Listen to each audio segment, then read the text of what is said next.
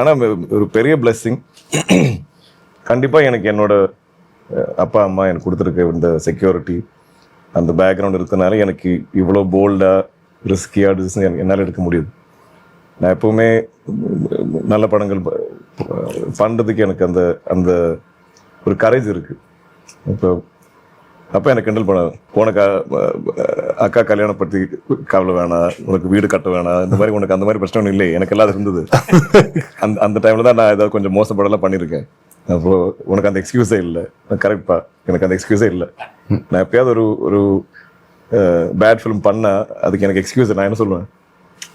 ஏன்னா ஆடியன்ஸை பொறுத்த வரைக்கும் நான் அந்த மாதிரி ப்ரிவிலேஜான ஒரு ஃபேமிலி வந்திருக்கேன்.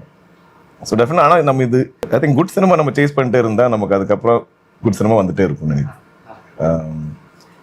தென் மேபி சம்வேர் இன்னொரு ஆர்டிஸ்ட் மேடம் நோ சொல்லியிருக்கலாம். மேபி நான் ஒரு நோ சொன்னதை அந்த படம் வேறு ஆர்டிஸ்ட் பண்ணியிருப்பாங்க, அந்த கரியர் பெருசாக இருக்கும். ஸோ எங்கேயோ thus destiny, thus God's hand.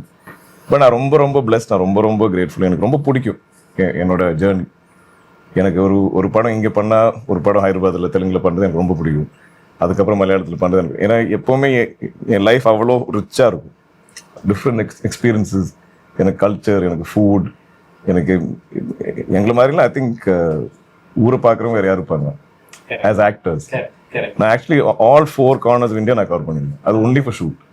நான் நாகாலாண்டில் ஷூட் பண்ணியிருக்கேன், நான் வெஸ்டர்ன் மோஸ்ட் குஜராத் இப்போ ஒரு படத்துக்கு நான் ஷூட் பண்ணேன், காஷ்மீரில் ஷூட் பண்ணேன், ராமேஸ்வரம் ஷூட் பண்ணேன். I am covering all corners.